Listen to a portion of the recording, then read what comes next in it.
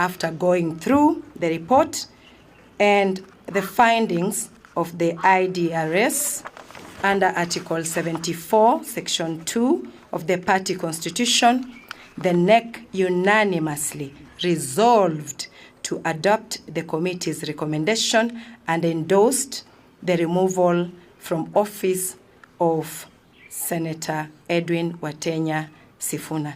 Effectively, Senator Sifuna ceases to be the Secretary General of the ODM party. We take this opportunity to wish our former Secretary General well in his future endeavors and engagements. Thank you all. God bless ODM. God bless Kenya.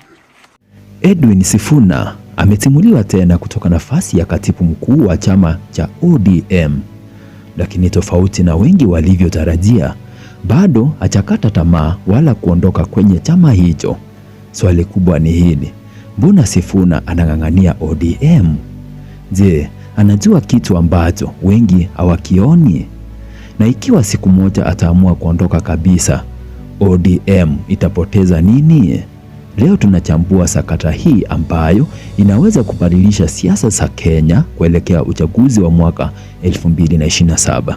Karibu ndani ya Mr. Zack, na leo tunachambua moja kwa moja habari kubwa zaidi katika siasa za Kenya kwa sasa. Seneta wa Nairobi Edwin Sifuna amepoteza tena nafasi yake ya katibu mkuu wa ODM baada ya maamuzi ya viongozi wa chama. Hata hivyo, jambo linalowafutia wengi si kuondolewa kwake, bali ni msimamo wake wa kuendelea kupigania nafasi yake ndani ya chama. Wengi wameanza kuuliza kama ODM haimtaki tena, mbona Sifuna aondoki? Je, ni mapambano ya kulinda msingi wa chama ama ni vita vya kisiasa vinavyoashiria mgawanyiko mkubwa ndani ya ODM? Mimi ni Nyapunde Zack, hebu tuchambue kwa kina. Kwa miaka kadhaa iliyopita, Edwin Sifuna amekuwa mmoja wa sura zinazotambulika zaidi ndani ya ODM. Amejijengea jina kama msemaji mkali, mtetezi wa chama na mwanasiasa ambaye asiti kusema kile anachoamini hata kama kinaweza kuwakera viongozi wengine. Lakini kadiri muda ulivyoenda, tofauti za kimtazamo zilianza kujitokeza ndani ya chama. Baadhi ya viongozi wa ODM walionekana kuunga mkono ushirikiano wa karibu zaidi na serikali, huku Sifuna mara nyingi akionekana kutetea msimamo mkali wa upinzani. Hapo ndipo mvutano ulipoanza kuonekana wazi. Na sasa baada ya kuondolewa tena kwenye nafasi ya katibu mkuu, wengine wanahisi kuwa huu si mgogoro wa kawaida, ni vita kuhusu mwelekeo wa ODM katika miaka ijayo. Lakini swali bado linaasilia: mbona Sifuna hataki kuondoka? Sababu ya kwanza ni kwamba ODM ndiyo chama kilichomtenga kisiasa. Kupitia ODM, Sifuna alipata umaarufu wa kitaifa na baadaye kushinda kiti cha seneta wa Nairobi. Kuondoka leo kungekuwa sawa na kuanza safari mpya kutoka mwanzo. Sababu ya pili ni kwamba anaonekana kuamini bado ana haki ndani ya chama. Mara kadhaa amekuwa akisisitiza kuwa baadhi ya maamuzi dhidi yake hayakufuata taratibu zote za chama. Ndiyo maana ameendelea kupigania nafasi yake badala ya kuondoka kimya kimya. Sababu ya tatu ni kwamba bado ana wafuasi wake ndani ya ODM.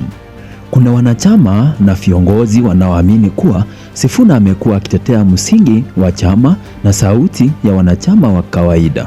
Kwa watu hawa, kuondolewa kwake kunaonekana kama adhabu kwa sababu ya kusema kile anachoamini. Lakini upande mwingine wa hoja ni huu: kwa nini viongozi wa juu wa ODM wanaonekana kutofautiana naye?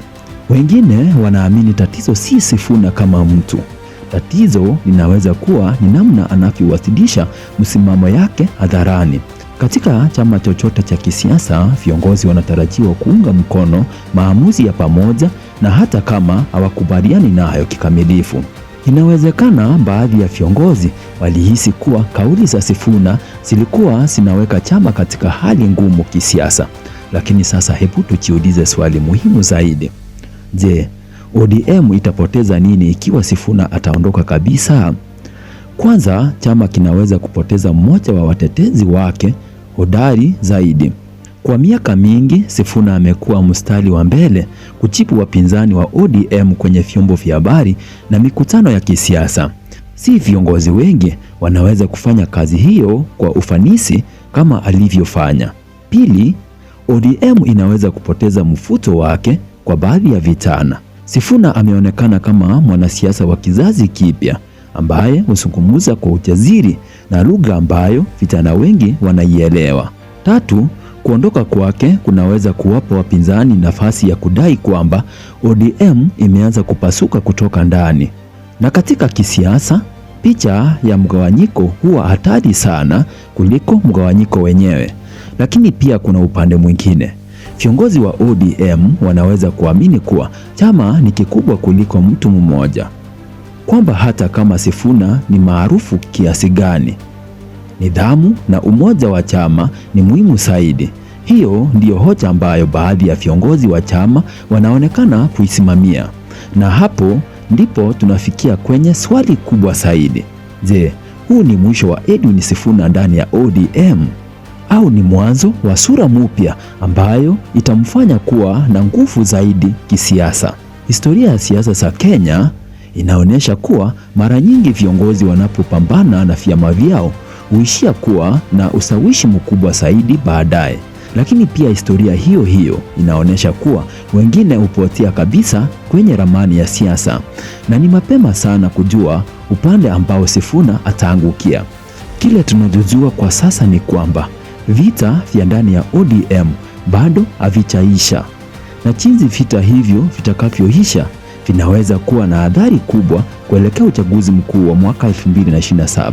Na wewe unafikiriaje? Je, Edwin Sifuna anafaa kuendelea kupigania nafasi yake ndani ya ODM, au imefika wakati wake wa kuondoka na kuanza safari mpya ya kisiasa? Andika maoni yako hapo chini. Usisahau kulike video hii, kushare kwa marafiki zako na kusubscribe kwenye Mr. Zack kwa uchambuzi wa kina wa siasa, jamii na habari zinazotikisa Kenya. Mimi ni Nyapunde Zack. Asante kwa kutazama na tukutane kwenye makala nyingine ya Mr. Zack.